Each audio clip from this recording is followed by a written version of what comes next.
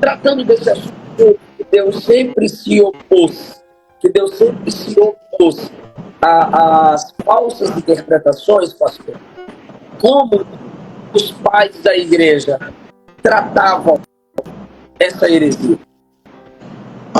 Em primeiro lugar, pastor Eliseu, o senhor citou aí sobre as pessoas que às vezes falam que o senhor é polêmico e tal. 95% dessas pessoas não estão fazendo absolutamente nada para combater contra essas pessoas. 95% das pessoas que criticam, eles não estão fazendo absolutamente nada, não estão contribuindo com nada nesse sentido da palavra. Então é muito fácil criticar, é muito fácil apontar e etc. Mas em todo o tempo da igreja, Deus sempre levantou apologetas. Aliás, o próprio Cristo era um defensor. O próprio Cristo era apologeta. O primeiro apologeta cristão, eu posso dizer assim, foi o nosso Cristo. Nós vamos perceber várias vezes Cristo ali discutindo, debatendo com os fariseus, com a sabedoria, ele sendo a própria sabedoria, na verdade. O apóstolo Paulo dizia que ele era defensor do evangelho e etc. No período dos pais da igreja, nós temos que entender o seguinte: o conceito de heresia não era banalizado como hoje. Na época dos pais da igreja, eles encaravam com a máxima seriedade as controvérsias contra os hereges. Por quê? Porque eles entendiam, pastor Eliseu, que os alicerces do cristianismo estavam em jogo nessas questões. Então, combater heresia, combater essas falácias, essas mentiras. O senhor citou, por exemplo, Gênesis capítulo 3, Mateus capítulo 4, a serpente introduzida com as verdades. Nós chamamos isso de meias verdades, que é sofismas. As sofismas são as meias verdades. Nós podemos pegar, por exemplo, o texto de Mateus capítulo 4, que o senhor citou. Quando o diabo vai falar sobre a Bíblia com o próprio Jesus, ele vai dizer, por exemplo, lança-te daqui para baixo, porque está escrito, aos seus anjos dará ordem a teu respeito. Ele cita somente partes do texto de Salmo, e não cita o texto completo. 99%, eu estou sendo bonzinho ainda, 99% das seitas heresias é exatamente isso que eles fazem, meias verdades, sofismas. Eles pegam versículos isolados, e nós bem sabemos, uma fala muito corriqueira entre nós apologetas, texto fora de contexto vira pretexto para a heresia, né? Então eles pegam os versículos e isolam. Então, os pais da igreja tinham as seitas e heresias naquele período de forma muito séria. Os hereges eram tidos como pessoas que estavam colocando em jogo os alicerces do cristianismo. Então nós temos que entrar nesse ponto. Por exemplo, defendendo o pastor Eliseu a cristologia, Irineu vai responder para os gnósticos de uma forma impressionante. Ele vai mostrar tanto a humanidade quanto a divindade de Cristo. Inclusive, as falas de as falas de Irineu foi usada no concílio de Calcedônia, no ano 453. Uma fala dele, por exemplo, que é Filhos Deis, Filhos Hominis Pactus, em latim, até porque eu preciso falar isso aqui, né, para os irmãos entenderem melhor. Os pais da igreja dividem-se pelo menos em dois grupos: os pais latinos e os pais gregos. Os pais latinos eram aqueles que faziam as suas obras apologéticas, teológicas em latim. E os pais gregos, obviamente, como o nome diz, faziam suas obras em grego. Irineu, por exemplo, era um pai latino. Ele vai dizer, Jesus Cristo, vero homem, vero Deus. Ou seja, Jesus Cristo, verdadeiro homem e verdadeiro Deus. Essas falas dele, debatendo contra os gnósticos, foi fundamental no concílio de Calcedônia, por exemplo, que surgiu o termo união hipostática, que é o fato de Cristo ser 100% homem e 100% Deus. E isso é muito notório, pastor Eliseu e os demais ouvintes, na Bíblia Sagrada. Nós vamos encontrar, por exemplo, o nosso Cristo sentindo cansaço. O barco está no meio de uma tempestade muito grande, as águas açoitavam o barco, e ele está dormindo, mostrando que ele está cansado. Mas o mesmo Cristo que estava cansado vai dizer em Mateus 11, 28, vinde a mim todos que estáis cansados e oprimidos ou sobrecarregados, e eu vos aliviarei. Nós vamos encontrar, por exemplo, Cristo falando com a mulher samaritana que estava com sede, pelo menos ele pediu água, então para mostrar que ele estava com sede. Mas o mesmo Cristo que estava com sede, ele disse, olha, se você souber quem está lhe pedindo água, você lhe pediria, ele daria água viva. E ele dizia que ele era a água da vida. No capítulo 7, verso 38 de João, por exemplo, João, que era o apóstolo mais íntimo de Cristo, ele vai dizer que Jesus disse: quem crê em mim, como diz as Escrituras, do seu interior fluirá rios de água viva a jorrar para a vida eterna.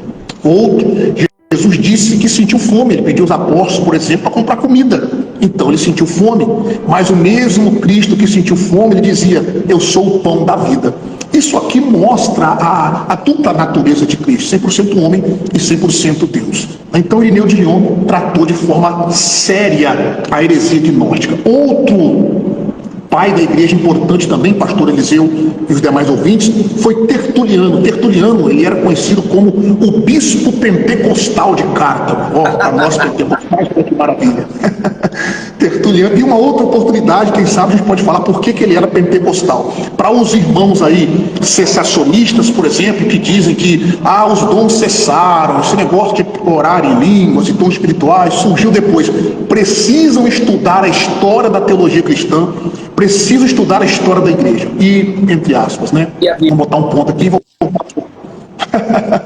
voltar para cá. Então, Tertuliano, por exemplo, na época dele, pastor Eliseu, surgiu o monarcanismo, ou o patripassianismo. O monarcanismo ensinava o seguinte: há apenas um monarca, que é o pai.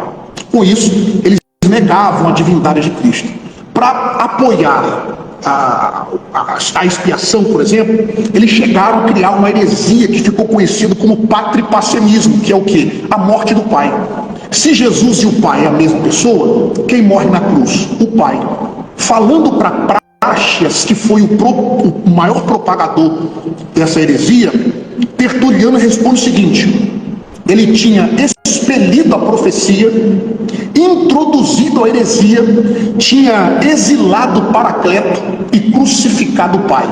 Tertuliano responde para Práxeas dessa forma. Inclusive, algumas pessoas atribuem a Tertuliano o fato de o termo trindade, pastor Eliseu, ser empregado pela primeira vez. Só que nós não podemos fazer essa afirmação. Por quê? Porque o termo trindade já estava na consciência dos cristãos naquele período. Inclusive, Bibi Warfield é Benjamin Warfield, ele diz o seguinte: Tertuliano teve que estabelecer a divindade de Jesus sem criar dois deuses.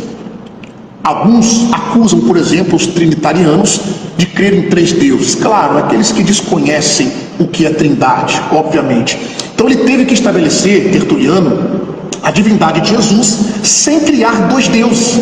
E assim ele deve ser reconhecido como o pai da doutrina eclesiástica da trindade nesse ponto.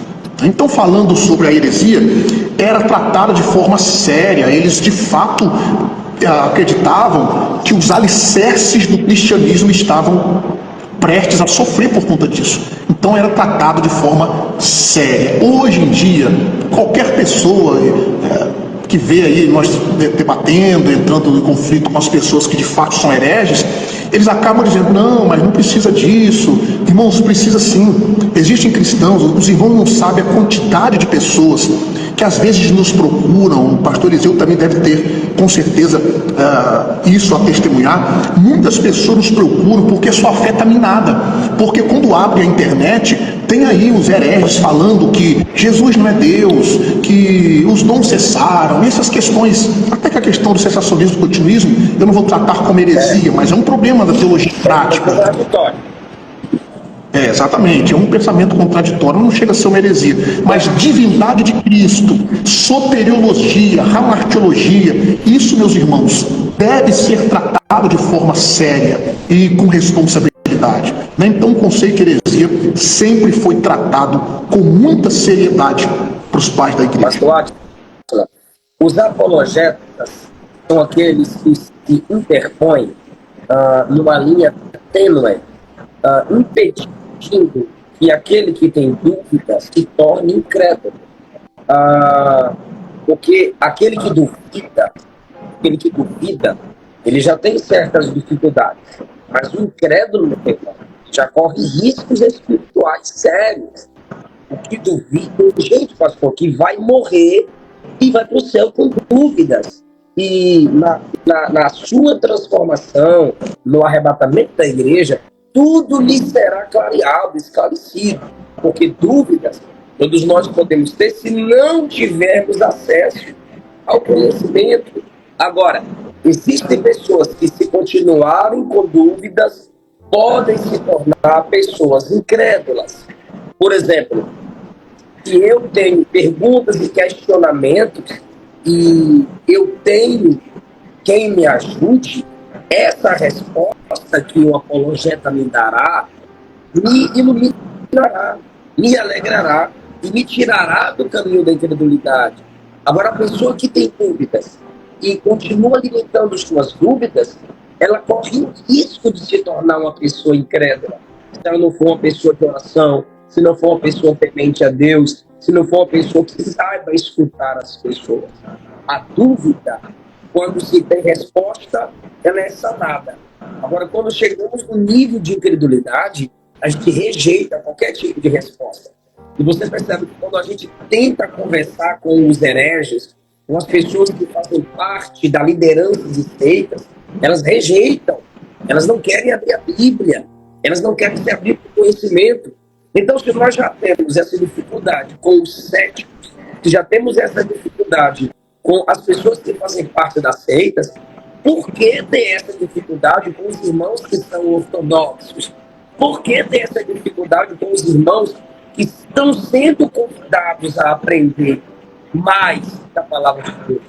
Pastor Ávila, como provar, isso aqui serve para os nossos ouvintes agora, como provar biblicamente a divindade de Cristo, que ele é igual ao Pai em essência?